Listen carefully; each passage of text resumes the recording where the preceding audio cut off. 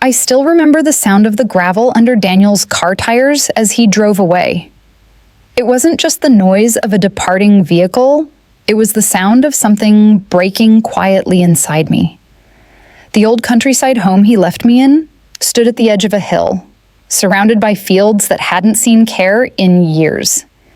The air smelled of damp earth and fading memories. Daniel hadn't even looked back when he closed the door.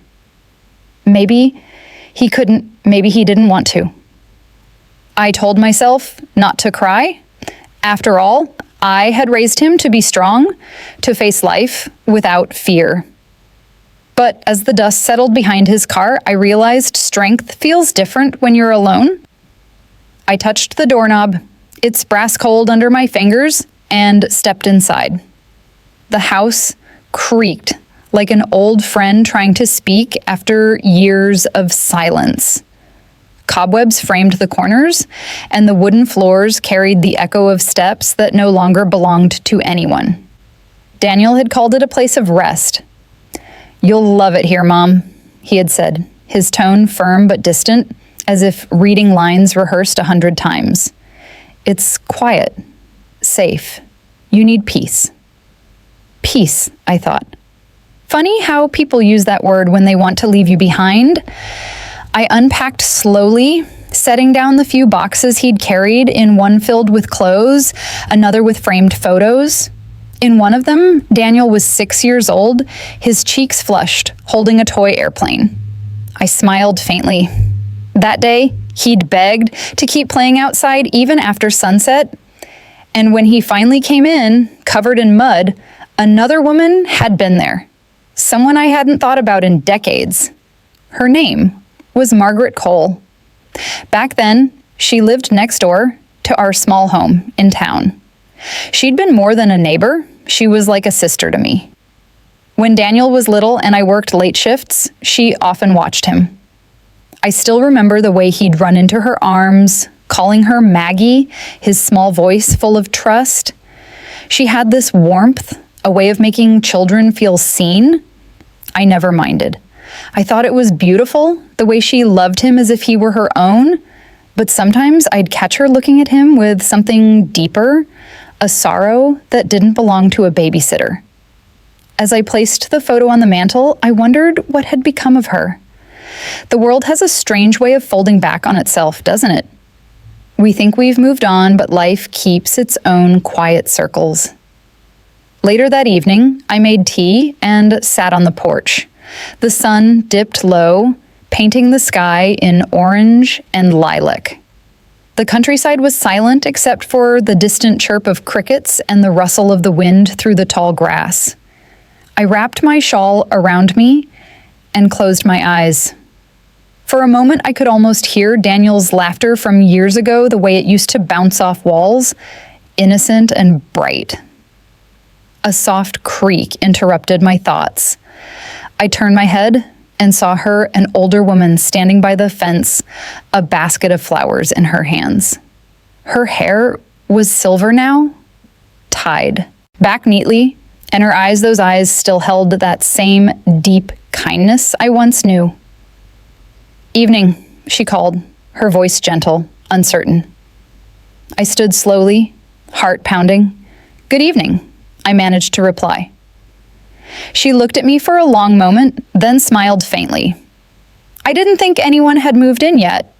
I live next door, Margaret Cole." For a heartbeat, I couldn't speak. My breath caught in my throat. Time had weathered her face, but that name Margaret felt like a bell ringing from a faraway past. "Margaret," I whispered, "it's Evelyn Hartwell." Her basket nearly slipped from her hands. She took a step closer, disbelief flashing across her features, followed by something softer recognition. "Evelyn? My goodness, it's really you." For a few moments, we just stood there, years collapsing between us like fragile glass. Then she smiled again, tears glinting in the corner of her eyes. "You haven't changed much," she said. "Still graceful." I laughed quietly, brushing at my gray hair. "And you still walking around with that basket of flowers." Margaret's smile trembled. "Some habits don't fade," she murmured. Then, after a pause, "I didn't think I'd ever see you again." We sat together on the porch steps as the sun finally disappeared behind the hills. The air turned cool, and the first stars blinked awake. She told me she'd been living here for years, ever since her husband passed. "It's peaceful," she said, stirring her tea. "Though peace can be lonely too." I nodded. "Daniel thought this place would be good for me. He said I needed quiet." Her gaze softened. "Daniel? Your boy, how is he?" I hesitated. "Busy? Successful, I suppose? But distant. He barely calls." She lowered her eyes, tracing the rim of her cup. "I see." Her tone was quiet, but something flickered behind her expression, a flicker I couldn't place.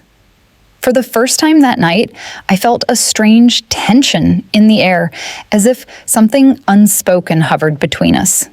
But I didn't press. We were two old women catching up after decades apart.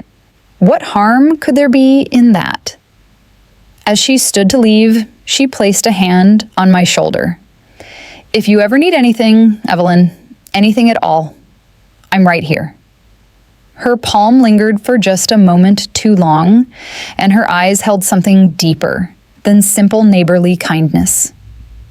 When she walked away down the path, the night seemed to swallow her whole, leaving me with questions I didn't yet know how to ask. That night, as I lay in bed listening to the soft hum of crickets, I found myself staring at the ceiling, thinking about her face, about Daniel, about the strange twist of fate that had brought us together again in this quiet, forgotten corner of the countryside. Something in my heart whispered that this reunion wasn't chance at all. It was something unfinished, something waiting to be revealed. And deep down, I feared that whatever it was, Daniel's name was at the center of it. The next morning, the sun rose quietly, brushing the hills with gold. I woke to the sound of birds outside the window, soft chirps that somehow made the emptiness inside the house feel less heavy. I slipped on my slippers and walked toward the kitchen. The scent of old wood and dust greeted me. The teapot whistled on the stove, its shrill cry cutting through the silence like a reminder that I was still here, still breathing. As I sipped my tea by the window, my gaze fell on the garden behind the house. It was overgrown, tangled with wildflowers and weeds, yet beautiful in a way that spoke of forgotten care. A faint breeze moved through the tall grass, carrying the faintest scent of lavender, and there at the far end, near the fence, stood a small gate that led to Margaret's property. I remembered that gate from years ago. Back when Daniel was little, he used to run through it every evening, straight into her garden. He'd pick daisies and bring them to me, saying, "Maggie said these are happy flowers, Mama." I smiled faintly at the memory. It was strange how life folds itself like a letter you thought you'd sent and forgotten, only to find it unopened years later. I decided to take a walk. The morning air was crisp, the kind that wakes you from more than just sleep. As I stepped outside, I saw Margaret tending to her roses. She wore a faded blue dress and a wide straw hat, the same kind she used to wear decades ago. "Morning, Evelyn," she called out, her voice carrying warmth like sunlight. "Morning," I replied, walking closer. "Your garden's still as lovely as I remember." She looked up, smiling. Old habits die hard. These flowers are my company now. We talked for a while about the weather, the soil, the roses that refused to bloom this season. But beneath the small talk, I sensed something heavier. Her tone trembled whenever she spoke Daniel's name, even in passing. At one point, I said softly, "You must remember him well. Daniel adored you." Margaret's hands froze above the flower bed. A pause stretched between us like an invisible thread about to break. "Yes," she said finally. "He was such a bright child. Always curious, always kind. Something in her voice cracked on that last word. I tilted my head. You sound sad. She looked at me then, her eyes glistening. I suppose I am. The years have a way of keeping secrets, Evelyn. Some of them kind, some not. Before I could ask what she meant, she changed the subject. Would you stay for lunch? I made stew. It's too much for one person. I hesitated, but the gentle insistence in her smile disarmed me. All right, I said, let me fetch a jar of pickles from my kitchen to go with it. Inside, as I reached for the pantry shelf, I noticed something peculiar. A wooden box tucked behind the jars. It wasn't mine. I pulled it out, dusted it off, and opened the lid. Inside were a few old letters, faded, yellowing at the edges. One caught my eye. The handwriting was unmistakably Margaret's. Dear Evelyn, it began, I'm sorry for what I've done, but I couldn't keep the truth from him forever. He deserves to know. My fingers trembled as I read. The rest of the page had been torn away, as if someone had tried to erase part of the past. My heart began to pound. What truth? I placed the letter back, closed the box, and took the jar. My hands were shaking as I crossed the garden again. Margaret's house smelled of thyme and warmth. She set 2 bowls on the table, the stew rich and fragrant. For a while, we ate in silence, the sound of spoons against ceramic filling the air. Then I couldn't hold back any longer. Margaret, I said quietly, why did you write to me? About Daniel. Her hand froze midair. The color drained from her face. You found the letter. I did. For a moment, she didn't speak. Her eyes searched mine as if trying to decide how much truth I could bear. I wrote that letter a long time ago, she finally said, after you moved away. But I never sent it. I thought, it would only hurt you. What truth were you talking about? Her lips trembled, but she didn't answer right away. Instead, she stood and walked to the window, looking out toward the field. Daniel was such a sweet child, she murmured. When you brought him over, I couldn't help but love him. I felt a chill creep up my spine. Margaret, what are you saying? She turned then, tears welling up in her eyes. Evelyn, please understand this isn't easy for me. I made mistakes. We both did. Both? I repeated, my voice barely a whisper. Your husband, Richard. Before you moved away, Her words broke off as my hands clutched the edge of the table. Don't, I said sharply, my voice shaking. Don't you dare. But she only bowed her head. Daniel wasn't just your son, Evelyn. He was mine too, in a way you never knew. The room fell silent except for the faint ticking of the old clock on her wall. My heart felt like it had stopped, the world around me spinning too fast to catch.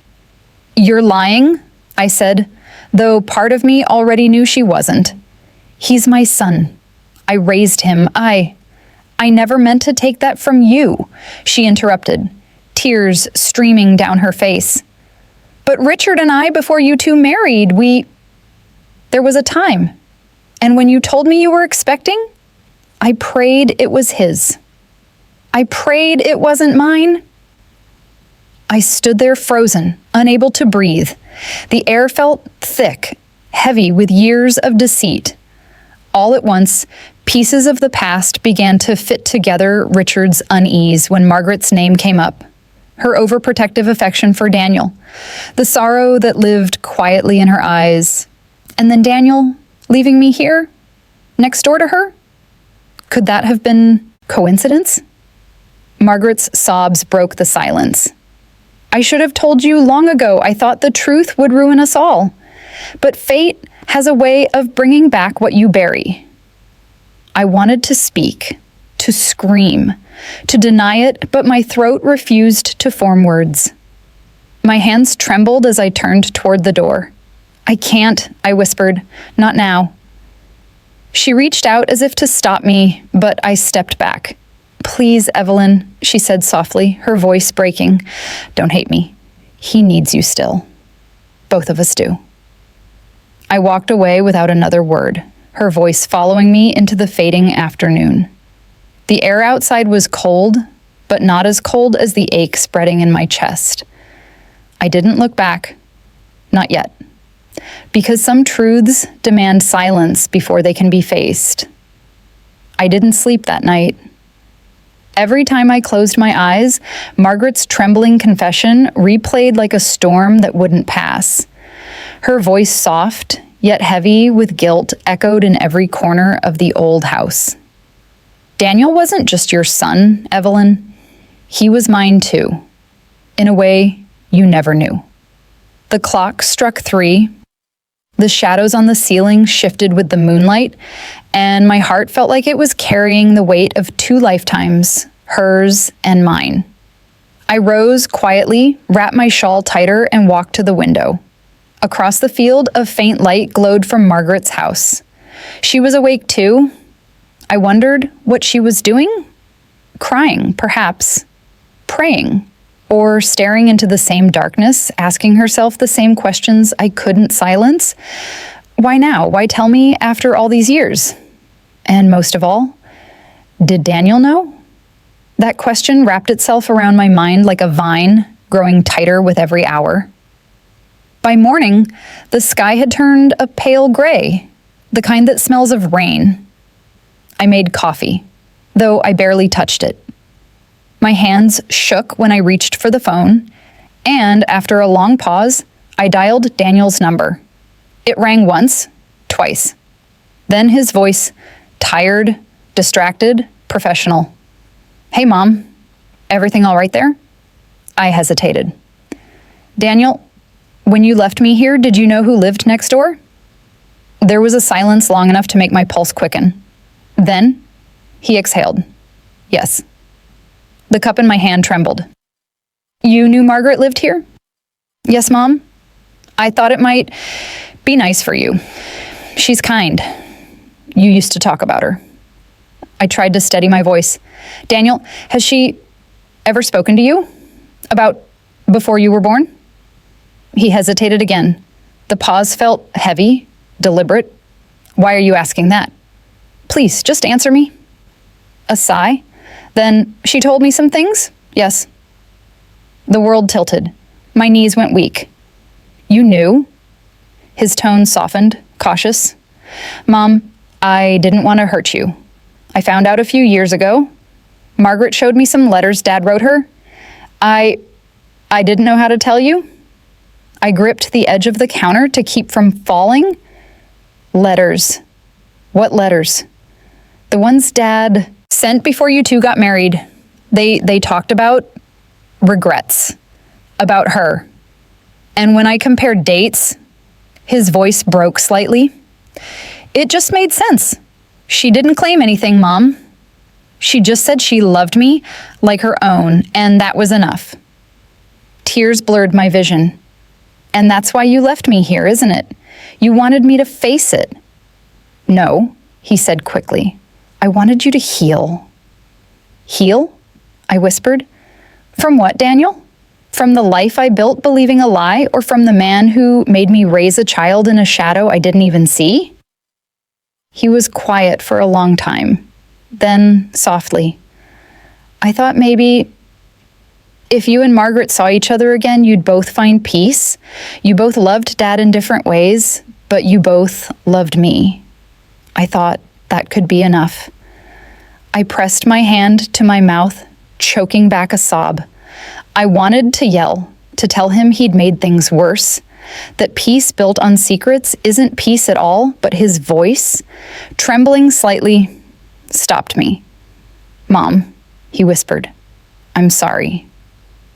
And then the line went dead. I stood there for a long time, phone still in hand, listening to the hum of silence on the other end. Outside, rain began to fall soft at first, then heavier. It pattered against the windows like small, insistent knocks. I walked out onto the porch, letting the chill seep into my skin. The hills were veiled in mist, And Margaret's house stood across the garden, quiet and still. She knew Daniel knew. That much was clear. The truth had been living between them like a ghost long before I arrived. Hours passed before I gathered the strength to walk to her house again. When she opened the door, her eyes were swollen, her face pale. "Evelyn," she breathed. I didn't expect. I cut her off. "He knew, Margaret. Daniel knew." Her lips parted, but no sound came out. Finally, she nodded. "Yes, I told him. He deserved to know where he came from." "Where he came from?" I repeated bitterly. "He came from me, Margaret. I carried him. I raised him. Every sleepless night, every scraped knee, those were mine." "I know," she whispered, tears spilling down her cheeks, "and I will never take that from you. But he needed to know who his father really was. He needed to understand why he always felt like something was missing."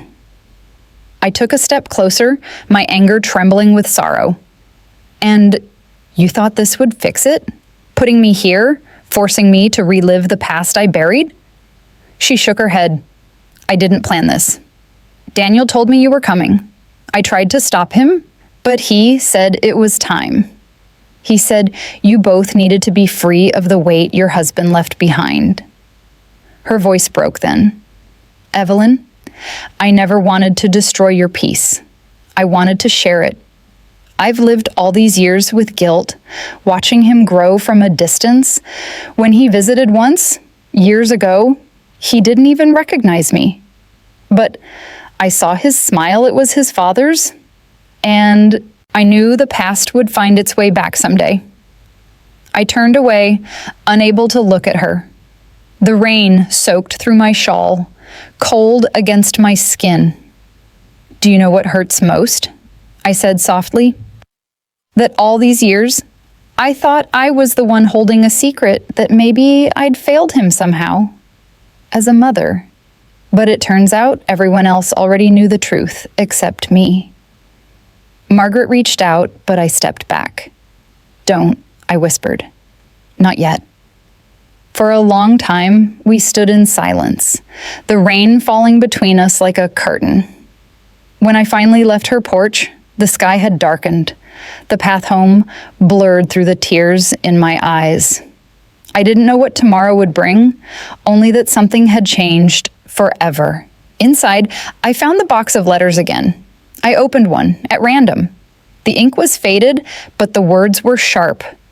"She doesn't know, and maybe she never will. But I can't erase what we had, Margaret. Not from my heart, not from this world." I closed the letter with shaking hands. The truth had been waiting for me all along, patient, silent, and merciless, and now that I knew it, there was no going back. The next morning, the rain had stopped, but the world outside still looked washed in sorrow. The fields glistened with dew, and the scent of wet soil clung to the air. I stood at the window for a long while, staring at Margaret's house across the garden, her curtains drawn shut. My reflection in the glass looked like a stranger, older, sadder, holding too many truths that had come too late. The phone on the table caught my eye. I'd spent the night turning everything over in my mind, the letters, Daniel's confession, Margaret's tears. The questions had stopped mattering now. All that remained was the ache of knowing. Still, I needed to see him, to look my son in the eyes and understand where I stood in the tangle of love that had built and broken us. I dialed Daniel again. This time, he answered quickly. "Mom." His voice sounded weary, cautious. "Daniel," I said quietly, "I need you to come here." "Mom, I don't think... Please." My voice broke. "If there's anything left between us, if there's still love, then come." There was a pause, the sound of his breathing steady and slow.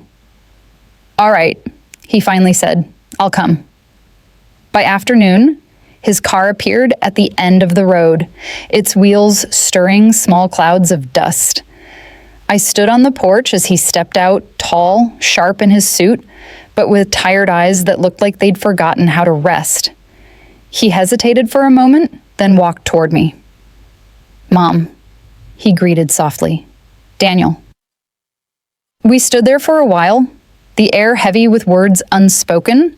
Then I gestured toward the chairs on the porch. "Sit, please." He obeyed, his hands clasped tightly, his gaze darting toward Margaret's home in the distance. "You talked to her again?" he asked. "I did," I said, "and I read the letters." His shoulders tensed. "I was going to tell you, Mom. I just didn't know how." How do you tell someone that the son she's loved all her life might not be hers alone? My words trembled. How do you look your mother in the eye after that? He looked down, silent. "You think I don't understand pain, Daniel?" I continued, my voice steadier now. "I do, but this isn't about pain. It's about truth. You knew. She knew, and I was the only one left in the dark. Why?" He exhaled shakily. "Because I didn't want you to think I loved you any less." My heart softened then, even as tears welled in my eyes. "Daniel, love doesn't vanish because of blood. You're my son. You always will be. But lies, they build walls, and I can't reach you through them." He looked up finally, his eyes glassy. "I thought I was protecting you." I shook my head. "Protecting me from what? From the truth? From the past that shaped us both?" Silence stretched again, thick, suffocating. Then I said softly, "Call her. Ask her to come." He hesitated. "Mom, I don't think—" "Please," I whispered. "No more running." He nodded slowly and pulled out his phone. A few minutes later, I saw Margaret stepping out of her house, walking toward us with hesitant steps. The sun had begun to set, painting the sky in pale gold and gray. She looked fragile, smaller somehow, but her eyes, when they met mine, were steady. "Margaret," I greeted, my tone calm, though my heart pounded. "Sit with us." She obeyed silently. For a moment, none of us spoke. The only sound was the faint rustle of the wind through the trees. Finally, Daniel spoke. "We can't keep pretending," he said, his voice low. "You both deserve peace."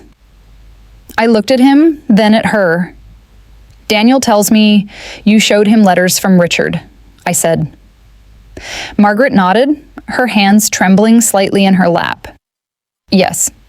I thought he should know the truth about his father before I was gone. I'm not proud of what happened, Evelyn. Richard and I were young, foolish, but I never wanted to hurt you." Her words fell like gentle stones into the silence.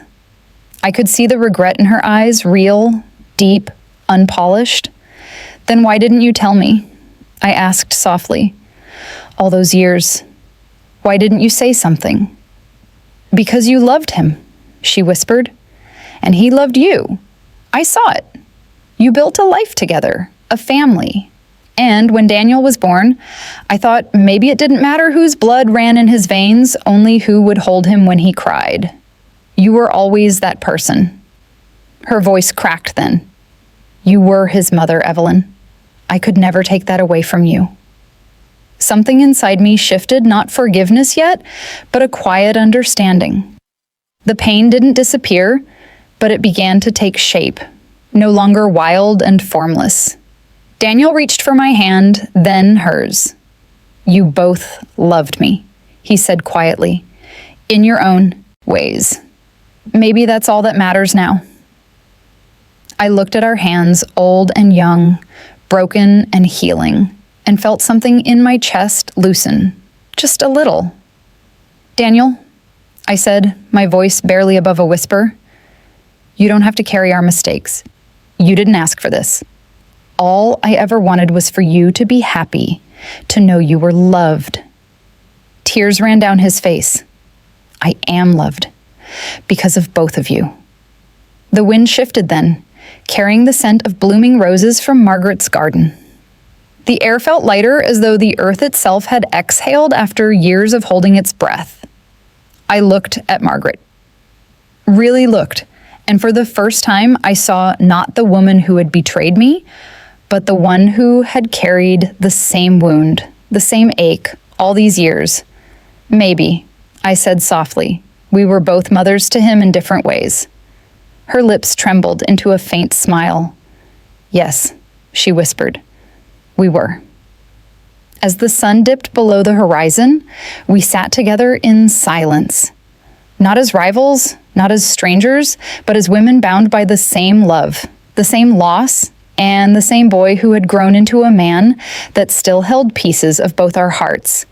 It wasn't forgiveness yet, but it was something close the beginning of it, perhaps.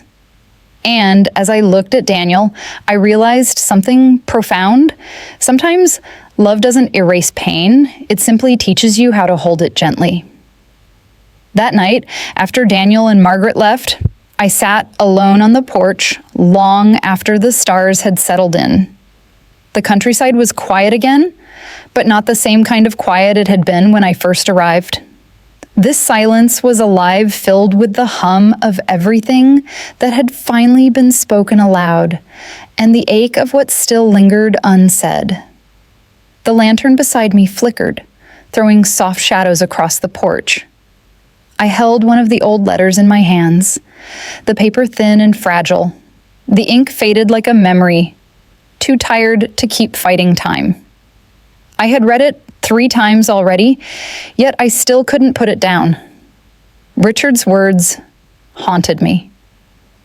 I made a promise to both of you, and I broke it the moment I thought I could choose between love and duty. Forgive me, if forgiveness still exists where you are. He had written it after Daniel's first birthday, months before he died in that accident. A letter he never sent. Margaret must have kept it all these years, hidden away. I wondered if she read it as often as I did now. The sound of gravel under light footsteps pulled me from my thoughts. I turned, and there she was, Margaret, wrapped in her old wool shawl, her silver hair catching the moonlight. She didn't say a word, just stood there for a moment as if waiting for permission to step closer. I nodded once. You couldn't sleep either? She smiled faintly. Not after everything that's happened. She joined me on the porch, sitting quietly beside me. For a while, neither of us spoke. The air between us wasn't cold anymore, just heavy with understanding. I read the letters again, I said finally. Her eyes softened. I figured you might. He loved you, I said, my voice quiet but steady, in a way I never really saw before. She looked down, her fingers worrying the edge of her shawl. And he loved you, she said, more than you think. I turned my gaze toward the dark fields. I don't know what love means anymore, Margaret. Maybe it's not what we thought it was. Maybe it's just 2 people doing their best, even when their hearts don't know how to agree. A small smile tugged at her lips. That sounds about right. We sat in silence again, listening to the distant croak of frogs by the creek. Then, softly, she asked, Do you hate me, Evelyn? I didn't answer right away. Hate is such a simple word for something so tangled. I don't, I said at last. Not anymore. I think I pitied you for a long time, even before I knew why. You looked at Daniel with a kind of longing I didn't understand. Then, now I do. Tears welled in her eyes. I used to dream of hearing him call me mother. Just once, she whispered. Even if it was by mistake. But then I'd watch how he looked at you, the way he ran into your arms, and I knew I could never take that from you. You were his home. I swallowed hard. And you were the shadow that made that home whole, I murmured. She looked at me, then truly looked, and I saw the years in her eyes, love, guilt, regret, and something else, acceptance. After a moment, I rose and went inside. When I returned, I carried a small wooden box, the same one I'd found the letters in. I set it between us. "There's something you should see," I said. She hesitated before opening it. Inside lay a folded photograph one Richard had taken years ago. It showed him standing beside me, holding Daniel, while Margaret smiled faintly from the edge of the frame. Her hand trembled as she lifted it. "I remember this day," she whispered. "He had just learned to walk?" I nodded. "What you don't know," I said softly, "is what happened that night." Her eyes met mine, questioning. I took a deep breath. "Richard came to me after you left. He told me everything. About you, about the time before us, and then he told me something else, that Daniel might not be his either." Margaret froze. "What?"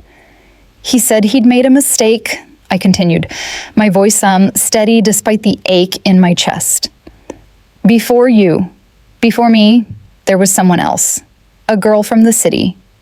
He never named her, but he said she'd disappeared soon after, and that when he found out I was expecting, he wasn't sure which truth to believe anymore." Her lips parted, the color draining from her face. "You mean even he didn't know?" I nodded. "I raised Daniel, not because of who fathered him, but because of who he became. Maybe that's what love really is, not the certainty of blood, but the choice to stay when everything else falls apart."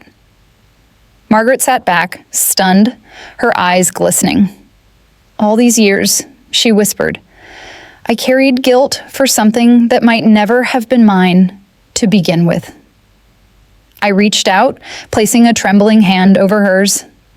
"We both carried ghosts that didn't belong to us. Maybe it's time to let them go." She covered my hand with hers, her touch warm and fragile. "Evelyn, I don't know how to thank you." "There's nothing to thank me for," I said softly. "We were both women who loved the same man and the same child. We both did what we thought was right. Maybe that's enough." Her tears fell freely then, but they weren't heavy tears. They were lighter, almost cleansing. We sat there until the first hint of dawn began to color the horizon. The light stretched across the fields, soft and golden, as though the world itself was trying to make peace with the night. Margaret stood slowly. "I should get back," she said. "But thank you, Evelyn, for hearing me." I nodded. For the first time, I think I finally did. She smiled faintly and walked back toward her home, her figure fading into the early morning mist. I watched until she disappeared from view. Then, for the first time since Daniel left me here, I didn't feel abandoned. The house didn't feel like a punishment anymore. It felt like a place where the past had finally finished speaking. As the sun rose over the hill, I whispered to no one in particular. Sometimes love isn't about who we belong to, but who we choose to forgive. And in the quiet between heartbeats, I finally felt free. The morning after Margaret and I spoke, I woke to the scent of rain-soaked earth and lavender drifting in through the window. The countryside felt different, somehow softer, lighter, as if the air itself had been waiting for us to let go of the pain it had held for decades. The quiet wasn't empty anymore. It was healing. I made tea and watched the steam curl into the pale light. For the first time in a long while, my heart didn't feel like it was splintering under the weight of what had been lost. It felt open. Not mended, but willing. The crunch of tires on gravel drew my attention. Daniel's car pulled up the long dirt path once again, but this time my chest didn't tighten at the sight of it. He stepped out, no longer the rushed, suit-wearing man I had seen before. His jacket hung loose, his tie gone, his eyes softer like the little boy I once knew. He smiled faintly. "Morning, Mom." "Morning," I said, returning his smile. "I didn't expect you back so soon." He looked down at his hands. I couldn't stay away. I kept thinking about last night, about you and Margaret. I gestured toward the porch chair. Sit, there's tea. He did, wrapping his fingers around the cup. For a long time he didn't speak, then softly, she told me you forgave her. I looked out. Over the garden? I don't know if forgiveness is the right word. Maybe it's just understanding. Sometimes that's all we can manage. He nodded slowly. She said you told her something about Dad. Something even she didn't know. Yes, I replied, voice calm but distant. He wasn't sure who you belonged to, not truly. And I suppose that means none of us will ever know for certain. He swallowed hard. Does that bother you? I turned to him, my voice gentle. No, because I never loved you for certainty. I loved you for you, Daniel. Every part of you, even the parts I didn't understand. Something broke in his expression then, a mix of guilt and tenderness. I wish I'd known that sooner, he whispered. I spent so long trying to make sense of who I was, wondering if loving both of you was a betrayal of either one. I reached across the table and placed my hand over his. Love isn't divided, Daniel. It multiplies. You don't owe anyone an apology for being loved twice. He let out a shaky breath, his eyes glistening. I brought you here for a reason, he said finally, not just because I thought you needed peace. I frowned slightly. Then why? He hesitated, his fingers tracing the rim of the teacup. Because Margaret's not well. The world seemed to still. Not well? I repeated, my voice faint. He nodded. She didn't tell you, did she? She has a heart condition. The doctors say it's serious, maybe months, maybe less. My breath caught. No. She never said a word. She didn't want pity, Daniel said quietly. She told me she wanted to make things right before it was too late. That's why she agreed to me bringing you here. She wanted to see you, to explain, to ask your forgiveness.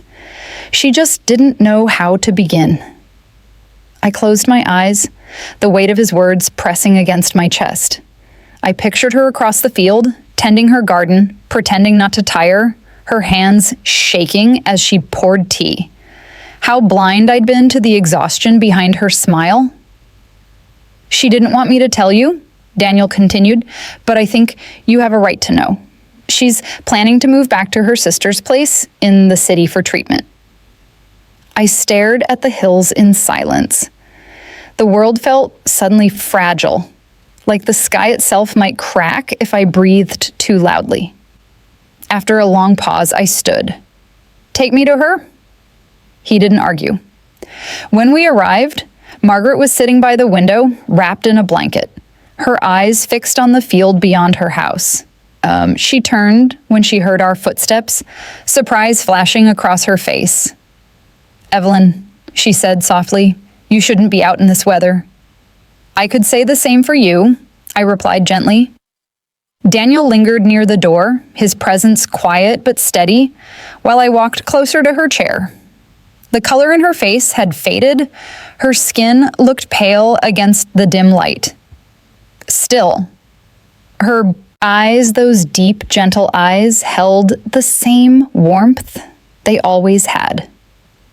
I should have told you, she said before I could speak. I didn't want you to pity me. I've lived a full life, Evelyn. But before it ends, I needed to know you'd be all right. Tears blurred my vision. You thought I'd be all right after losing another part of my heart. She smiled faintly. You won't lose me. Not really. We've lived the same story for too long to ever be strangers again. I knelt beside her chair, taking her frail hand in mine. You still have time, I whispered. Don't talk like it's over. I've had time enough, she said softly. What I needed was peace, and now I have it. We sat there, hand in hand, the silence between us thick with everything we'd shared and everything we'd lost. Daniel watched quietly from the doorway, his eyes glistening, his lips trembling as if caught between words. After a long while, Margaret looked up at him. "Daniel," she said, her voice weak but sure, "you've been the best thing both of us ever did. Don't forget that." He nodded, tears spilling freely now. "I won't," he whispered. She smiled, a faint light flickering in her eyes. "Good. Then my heart can rest easy." Outside, the wind stirred the tall grass, carrying the scent of rain and rosemary through the open window. I stayed beside her long after the words faded, holding her hand as the sun dipped behind the hills. Daniel stood behind us, one hand resting on my shoulder, 3 lives bound by love, regret, and something unspoken yet whole. And as I watched the first star appear in the sky, I realized Daniel had brought me here not to leave me behind, but to bring us all home, one final time. The days that followed felt slower, softer, as though the countryside itself knew that time was running out. The morning sun fell gently across the hills, and every evening, the fields turned golden before surrendering to dusk. Each moment seemed to linger longer than it should, as if the world wanted to give us more of her before she slipped away. Margaret's health declined quietly. She no longer came to the garden each morning. The flowers she once tended began to wilt, though somehow the lavender by her window still bloomed. I visited her daily now, bringing soup or tea, pretending it was just a neighborly habit, though we both knew it was more than that. Daniel stayed longer each time he came, his work calls growing shorter, his silences longer.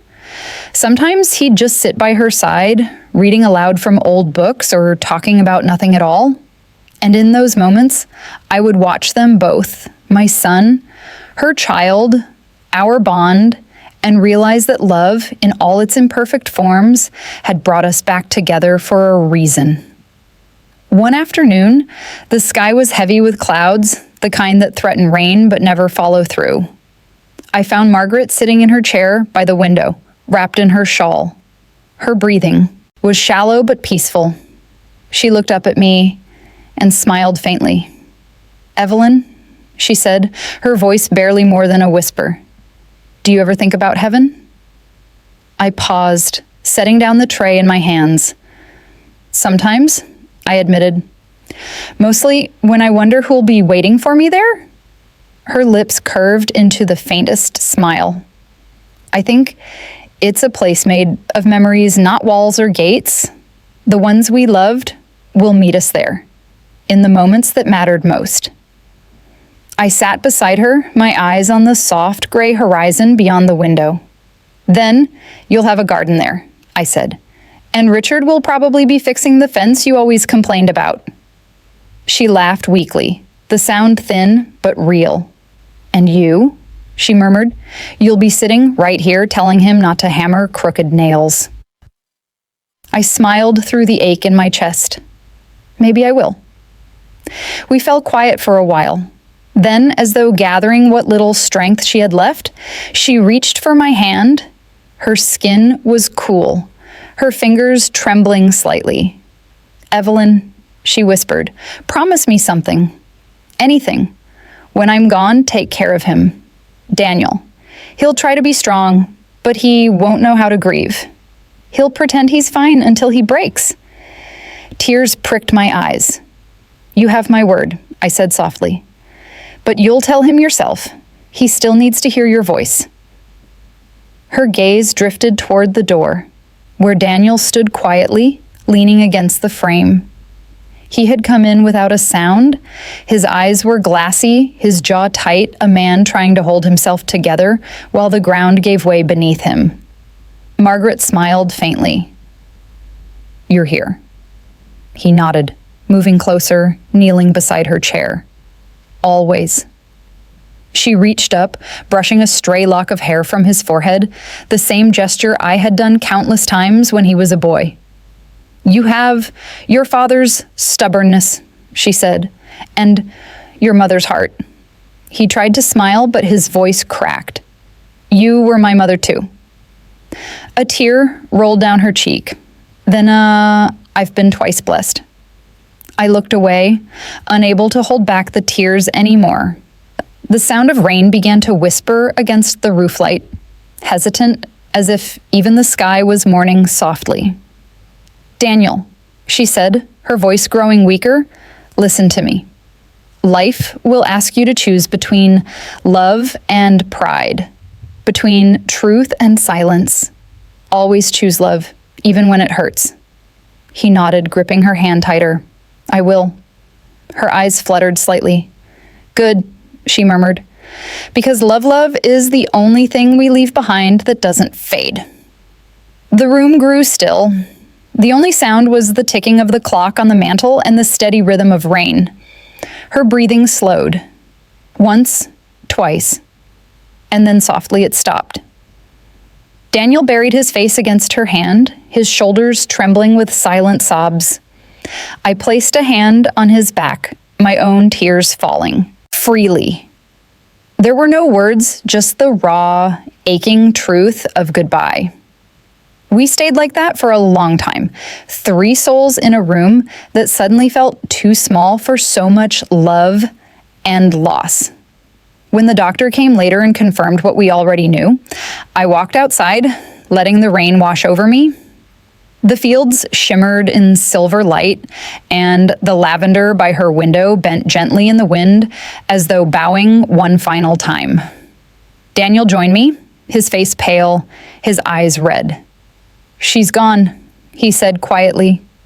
I turned to him, cupping his face in my trembling hands. "No, Daniel," I whispered. "She's home.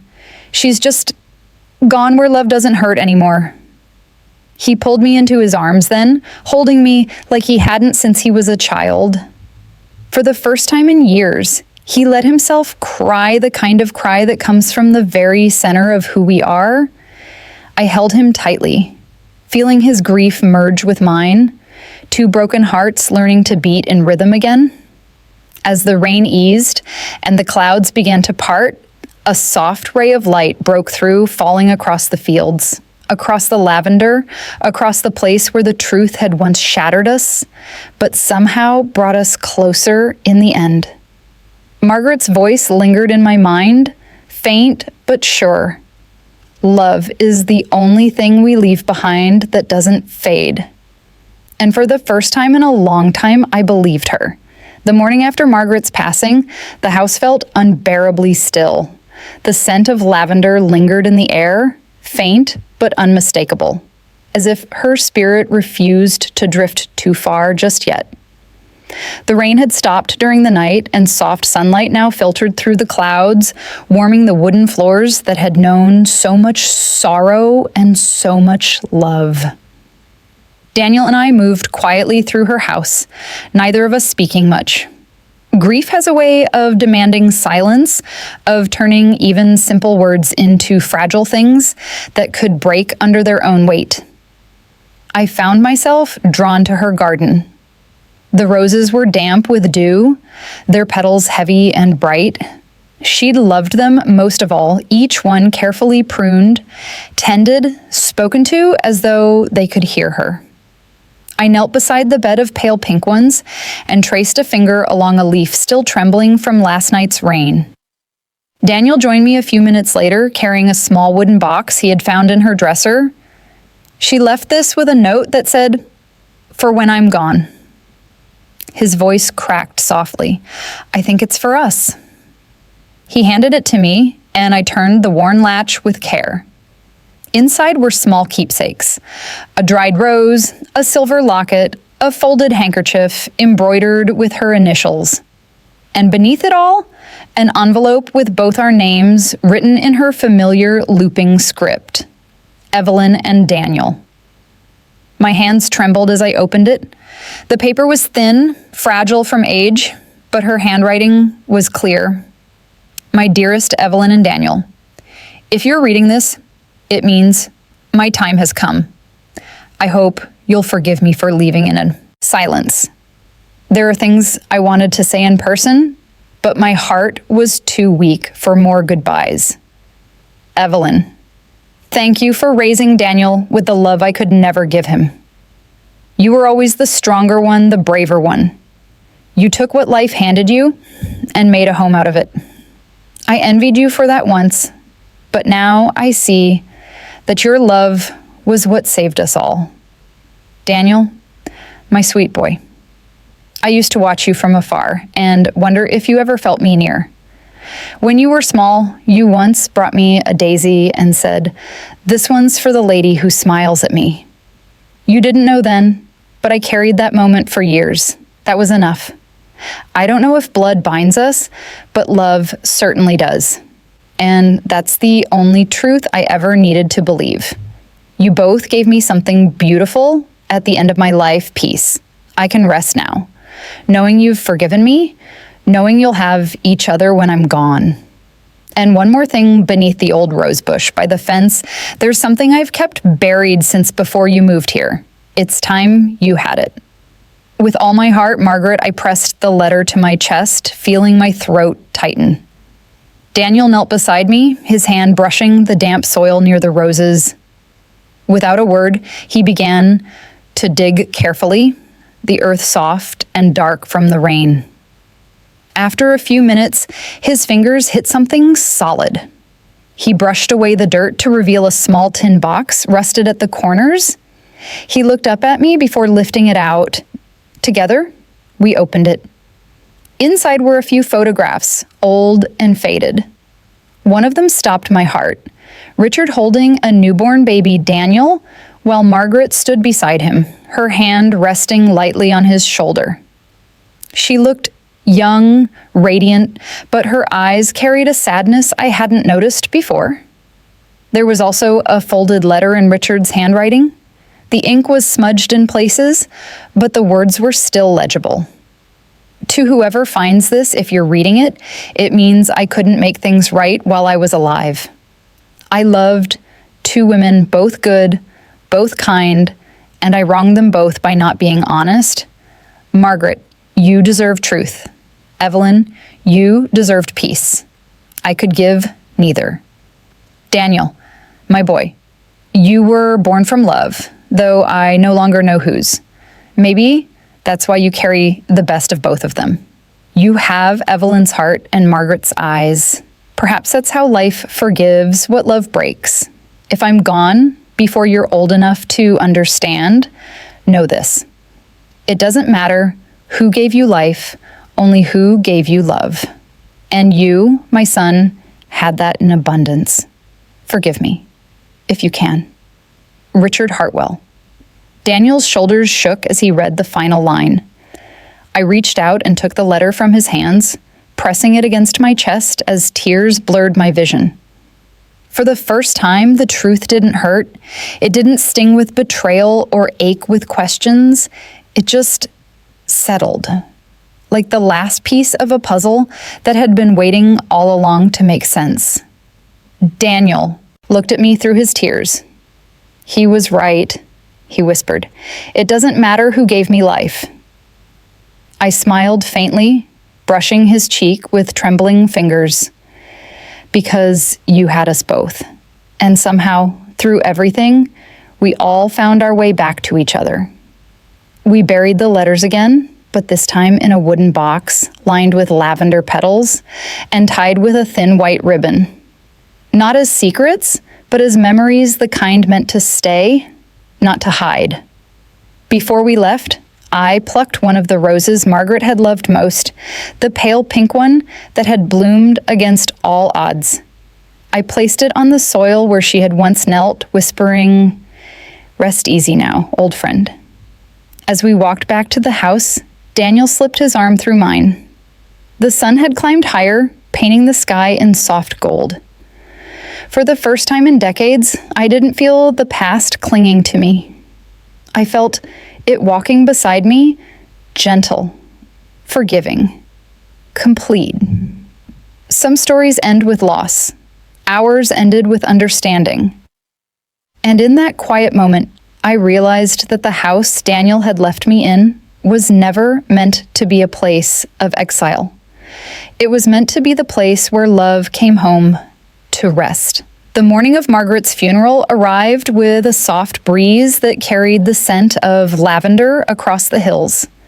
The church stood small and simple, its stone walls draped in ivy, the same place where we'd once attended Sunday service together when Daniel was little.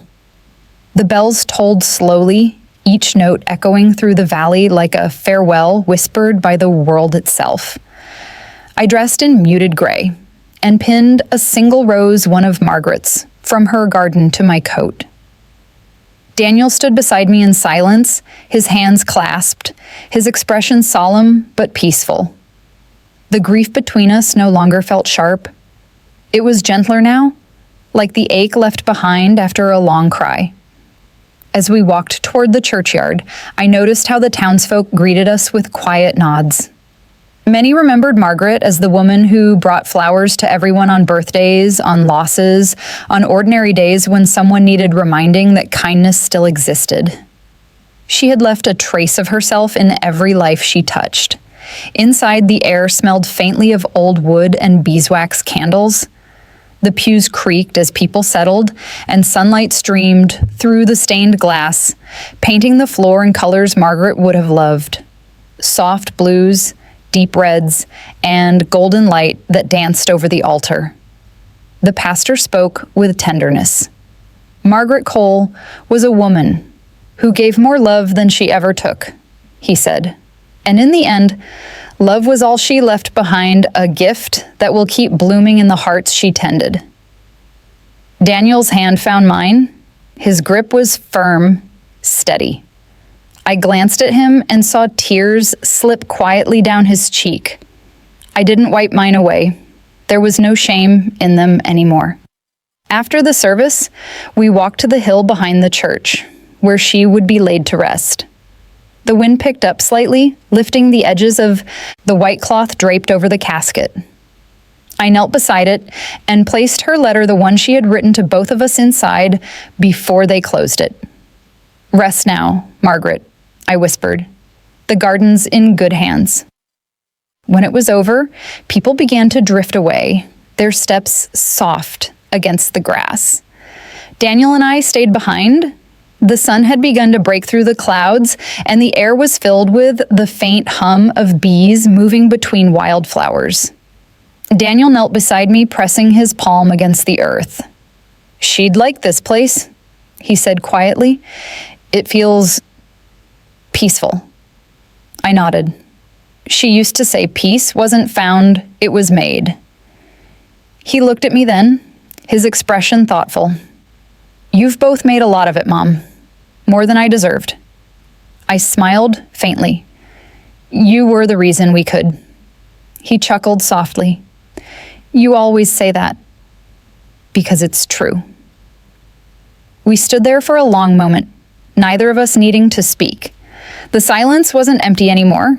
It was full of her laughter, her voice, her warmth, the kind of presence that lingers not in sorrow, but in gratitude.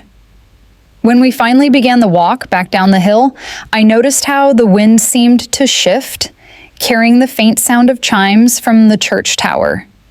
I turned back once and saw a single white petal lift from the bouquet on her grave, spinning upward into the light. For a brief, fleeting second, it felt like she was saying goodbye. Back at the house, everything looked the same, and yet nothing did. The kitchen window caught the afternoon light differently now, warm and golden. The air no longer felt heavy, it breathed. I made tea while Daniel unpacked some of the things she'd left behind her garden gloves, her worn sun hat, the locket that once hung around her neck.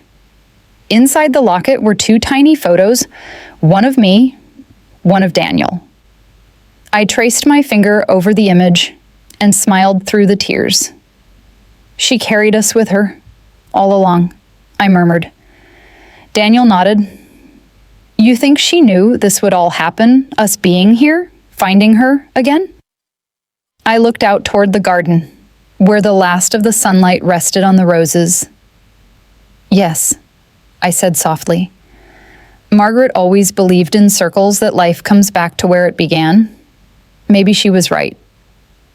He was quiet for a moment, then said, "I'm staying for a while, Mom. I don't want you to be here alone." The words warmed me more than the tea in my hands. "You don't have to." "I want to," he replied. "This place, it feels like home now. Not because of what happened, but because of what it gave us." I smiled, blinking back tears. "Then stay, for as long as you need." That night, we sat on the porch under a sky littered with stars. The countryside stretched endlessly before us, the fields whispering softly in the breeze. Somewhere in the distance, an owl called a low, echoing sound that felt both lonely and alive. Daniel leaned back in his chair, a faint smile tugging at his lips. "You know," he said, "I used to think this place was a punishment. Leaving you here felt like exile. But now I see why she wanted you here.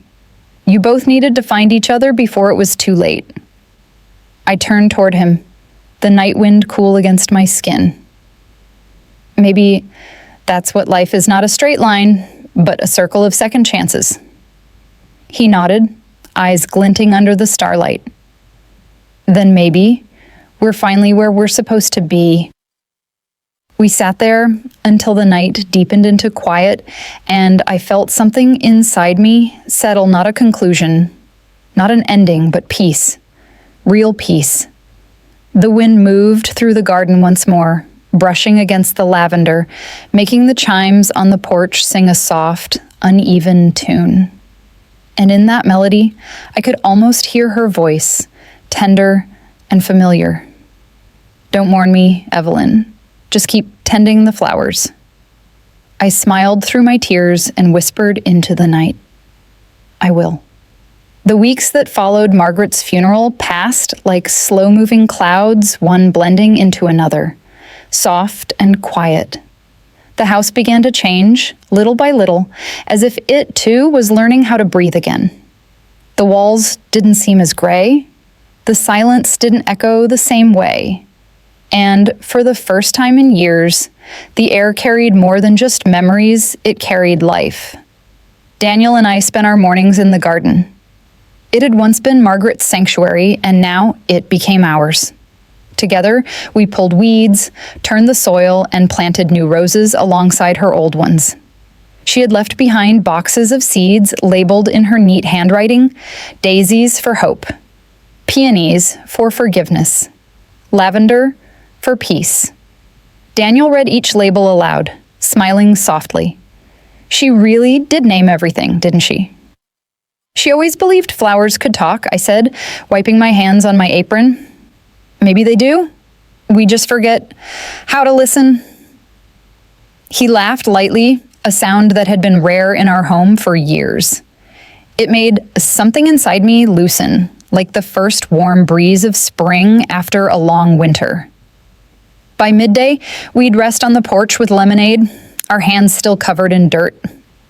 The countryside stretched endlessly before us, green and gold under the sun. Sometimes we spoke, sometimes we didn't. Words weren't necessary. The quiet between us had changed, no longer heavy, but gentle, the kind that felt safe. One afternoon, as we worked near the rose beds, Daniel found an old wooden stake buried under the soil.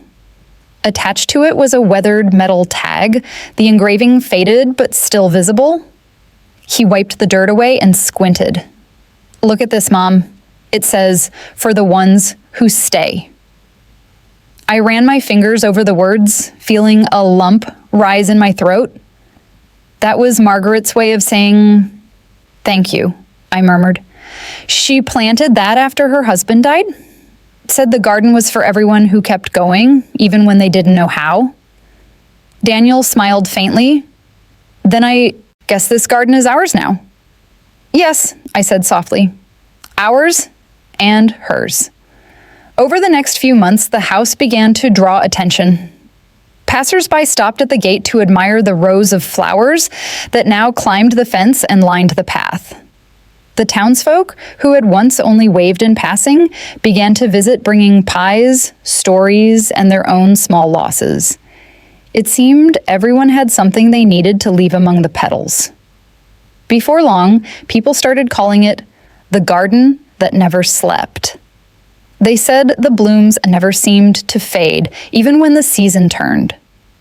Children played near the fence, old friends reunited on the benches, and widows came to sit in silence beside the lavender the same way Margaret once did. One evening, Daniel came home from town with a small wooden sign. "I thought we could put this up by the gate," he said. I smiled when I read it. "Margaret's garden, where love still grows." We placed it beneath the archway, and as the sun dipped low behind the hills, I felt something warm ripple through me. Pride, peace, maybe even joy. For the first time, the past didn't feel like a shadow. It felt like sunlight, something that still touched us, but no longer burned. Later that night, Daniel sat with me on the porch, a mug of tea in his hands. The air was cool, scented with earth and jasmine. The wind made the chimes sing softly. "You know," he said, "I've been thinking about moving out here for good. Maybe I'll work remotely, fix up the old barn, make it livable." I looked at him surprised, but his smile told me he meant it. "You'd trade your city life for this?" I asked. He shrugged. "Maybe I've had enough of noise. I like the quiet here. It feels honest." I nodded slowly. "Honest is good? It's rare?" He leaned back, looking at the sky. "It's funny," he said after a while. "I used to think leaving you here was the hardest thing I'd ever done. But now I think it was what saved us both." I smiled faintly. "Sometimes life uses pain to bring us home." He glanced at me then, his expression soft. "Do you ever miss her?" "Every day," I said truthfully. "But missing her doesn't hurt anymore. It just reminds me that she mattered." He nodded, his eyes reflecting the starlight. "She'd be happy knowing this place turned into something beautiful." "She already knew," I said. "She planned it that way." The night stretched around us vast and quiet, full of everything unsaid yet completely understood. For the first time, I felt content, not just in the home Daniel had left me in, but in the life it had given back. As the last of the light faded and the crickets began to sing, I closed my eyes and whispered softly into the wind. "We kept your promise, Margaret. The flowers are still blooming." And I could almost swear the breeze carried her answer back, faint, warm, and full of peace. "I know, Evelyn. I know." The days were long and gentle now, the kind that start with birdsong and end with crickets whispering under the stars. The countryside had become home again, not just a place of memory, but one of living. Daniel had settled into a rhythm here. He'd fixed the barn and turned it into a small studio where he worked in the mornings, the smell of fresh paint and coffee drifting through the open windows. I spent my days tending to the garden, talking softly to the flowers the way Margaret once did. Sometimes I'd catch Daniel watching me with that quiet smile he'd had since he was a boy, the one that said, "I see you, Mom. I'm home." But one morning, something changed. I was pruning the roses when I noticed a figure walking up the path beyond the gate, a woman dressed in pale blue, her hair tucked beneath a hat. She moved slowly, as if uncertain whether she should keep going. When she reached the fence, she stopped and smiled politely. "Excuse me," she called gently. "Are you Mrs. Hartwell?" I wiped my hands on my apron and nodded. "Yes, I am. Can I help you?" The woman hesitated, her fingers clutching the strap of her bag. "My name's Clara Winters," she said. I believe I'm your late neighbor's niece." The air seemed to shift around me. "Margaret's niece?" She nodded, her smile soft but nervous. "She wrote to me before she passed. I was abroad for years, working, traveling, and I didn't make it back in time. But she mentioned you." Said you'd understand if I came. Something warm stirred in my chest, recognition, maybe, or something deeper. Of course, I said gently. Come in, dear. I led her through the gate and into the garden. Clara stopped by the lavender beds, her eyes wide. It's just like she described, she whispered. She said this place was her peace. She was right, I said softly. It still is. Inside the house, I poured her tea and studied her face under the light. She had Margaret's eyes, that same gray-blue softness that carried both sadness and strength. When she smiled, I saw echoes of her aunt in every small expression. She told me a lot about you and Daniel, Clara said, stirring her tea slowly. About the letters, the truth that came out. She said you helped her forgive herself. I looked out the window toward the garden. We forgave each other, I murmured. That was her gift. She never left love unfinished. Clara smiled faintly. She wanted me to find you, to give you this. She reached into her bag and pulled out a sealed envelope. The paper yellowed but unbroken. My name, Evelyn Hartwell, was written on it in Margaret's delicate handwriting. My fingers trembled as I took it. I didn't open it right away. I just held it for a moment, feeling the familiar curve of her letters beneath my fingertips. Thank you, I said softly. Would you mind if I read it here? Clara shook her head, her eyes warm with understanding. I broke the seal carefully and unfolded the letter. My dear Evelyn, if Clara has given you this, it means I trusted her to find you when the garden was in bloom again. I didn't want my words to burden you after I was gone, only to remind you that love never truly ends. It changes form, that's all. There's something I never had the courage to tell you. Years ago, before Daniel was born, Richard wrote me one last time. He said he had made his choice that you were his home. He asked me not to come between you. I never answered because deep down, I agreed. You were always the one meant for him. So if there's one truth I want to leave behind, it's this. Daniel was yours, completely. He always was. I only ever borrowed pieces of him, the laughter, the curiosity, the small kindnesses, but you were his mother, his beginning and his end. Don't carry guilt for what you didn't know. Carry peace for what you found. And when you look at the roses, remember that every one of them was planted for you. With love always, Margaret. The tears came quietly, falling onto the paper as I read.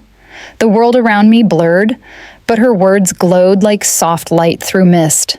For all the years of confusion, of wondering, of ache, this was the truth I hadn't known I was waiting for. Daniel stepped into the room then, concern flickering in his eyes. Mom, everything all right? I smiled through the tears. More than all right. I handed him the letter. She gave me peace again. He read it silently, then looked at me, his eyes bright. So I was yours after all. I cupped his face gently. You were always mine, Daniel. Always. Outside, Clara walked through the garden, touching the flowers the way her aunt once had. Daniel joined her a moment later, showing her the rose beds and the old willow tree where Margaret used to sit. I watched from the porch, feeling time slow, the past, the present, the future, all folding together in one perfect, fleeting moment. As the sun dipped low behind the hills, a breeze swept through the garden, rustling the leaves and carrying the faint scent of lavender. The chimes sang softly, their notes rising like a whisper. I looked toward the willow tree, and for a heartbeat, I could almost see her there. Margaret in her faded blue dress, her hands folded neatly in her lap, smiling that familiar, quiet smile. And I smiled back, because I finally understood. Some stories don't end when people leave. They end when hearts find their way home. Years have passed since that spring when Margaret left us, and the countryside has changed with every season. The lavender still grows wild by the fence, the roses bloom in waves of pink and gold, and the willow tree by the garden bends with age, whispering softly each time the wind passes through. I've grown older too. My hair, once streaked with gray, is now a soft white that glows in the morning light. My steps are slower. My hands tremble more when I work the soil, but I still tend the garden every day. It feels like breathing something I do without thinking, something that keeps me connected to all I've loved. Daniel stayed just as he said he would. He fixed up the barn completely and turned it into a small workshop where he now builds furniture for the people in town. They say his work has soul, that every piece feels alive, touched by memory. Sometimes he laughs and says, "Maybe the wood listens to the stories you tell it, Mom." I smile when he says that, because in a way, it's true. Clara visits often. She moved into a small cottage near the church last year, and she teaches at the local school now. She and Daniel have grown close, quietly, naturally. I see the way his eyes soften when she enters a room, the way her laughter lightens the air around him. I never ask questions, never intrude. Some things are meant to unfold in silence, like a flower opening under morning sun. The town has changed too. People still come to visit what they now call Margaret's Garden. Every spring, new blooms are planted by neighbors and children. Couples sit beneath the willow tree, families take pictures by the roses, and widows still come to sit quietly among the lavender, seeking the same peace that once found me. Sometimes they stop by my porch, tea in hand, and say, "You must miss her still." And I always smile. I do, I tell them. But not with sadness anymore. I miss her like one misses a song after it ends, grateful for the melody it left behind. The days are quieter now. Daniel spends his evenings reading in the workshop, and Clara often joins us for supper. The three of us eat by lamplight, the same table where Margaret once sat. Afterward, they sit on the porch while I listen from my rocking chair, their laughter drifting through the night like music I never tire of hearing. Last night, as the air turned crisp and the leaves began to fall, Daniel came to sit beside me. "You're quiet tonight," he said softly. "I was just thinking," I replied. "About what?" "About how life always comes full circle," I said. "Your father, Margaret, you, even Clara. We've all been part of a story that began long before we understood it." He smiled faintly, and it ended here. I looked at him, my heart swelling with something deeper than words. "No," I said gently. "It began again here." He didn't reply. He just leaned closer, resting his hand over mine, and we watched the moon rise over the fields, silver and soft, like a lantern for the memories that refused to fade. Later, after he went inside, I sat alone for a while. The night was still, the stars sharp against the dark sky. The air carried the scent of autumn damp leaves, cooling soil, faint traces of rosemary. I thought about all that had been lost and found within these walls, within this garden, within me. I thought about Richard, about the choices that shaped us both, about Margaret, whose love once divided us but in the end brought us together, and about Daniel, the boy I raised, the man who stayed, the heart that carries us all forward. In the quiet, I whispered a prayer not for myself, but for them, for the ones who would keep tending the flowers after I was gone. That night, I dreamt of Margaret. We were both young again, standing in her old garden, the sunlight golden and warm.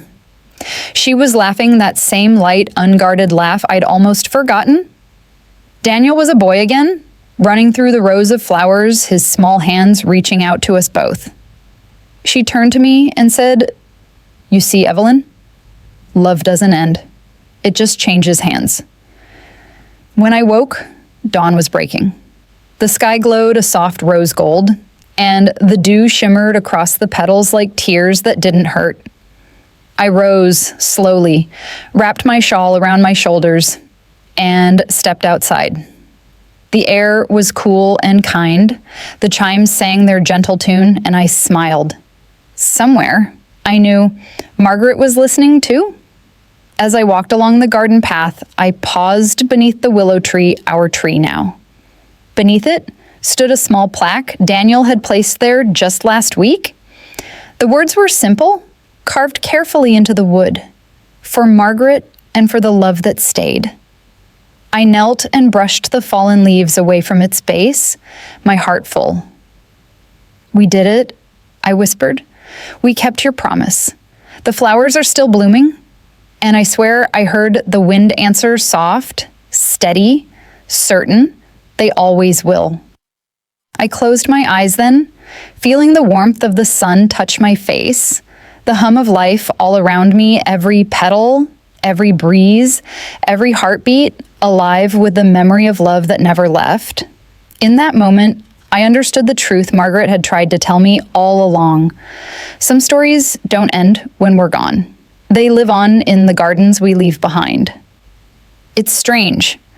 Writing this now, the ink feels heavier than it used to, and my hands tremble more with each word.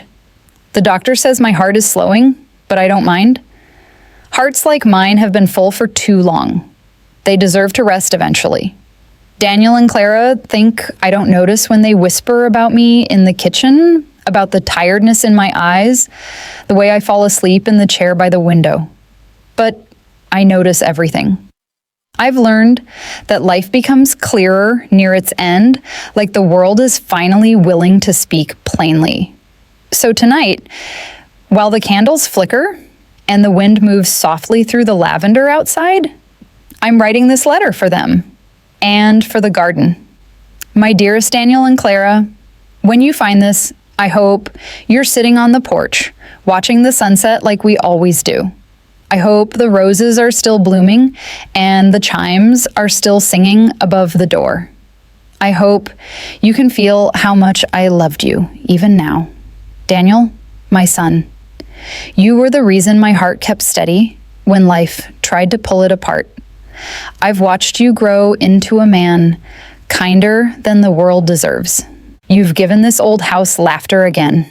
Don't ever let silence take it back. And Clara, my dear girl, thank you for bringing light back into his life. Margaret would be so proud of you. You remind me of her in all the best ways, gentle, patient, unafraid of love. Take care of him the way he once took care of me. Promise me one thing, that you'll keep the garden alive. Plant something new each spring, even if it's just one seed. That way, I'll always be here in every bloom that opens beneath your hands. And when you sit beneath the willow tree, remember what we learned together. Love never truly leaves us. It just finds new roots. With all my heart, Evelyn, I fold the letter carefully, sealing it with a pressed lavender sprig. The air smells like rain tonight, and I can almost hear Margaret humming from the garden, the same old song she used to sing when Daniel was small. The moonlight spills across the floor, soft and forgiving. I close my eyes and listen to the wind through the trees, to the house breathing, to life itself still moving forward. And I smile because I know that tomorrow, when Daniel finds this letter, he'll understand. He'll know that peace isn't something we wait for. It's something we leave behind. Outside, the chimes sing one last time. The garden glows faintly in the silver light, the flowers nodding as if in gentle agreement. I whisper into the quiet, my voice light as the wind. Thank you, Margaret. Thank you, Richard. Thank you, my son.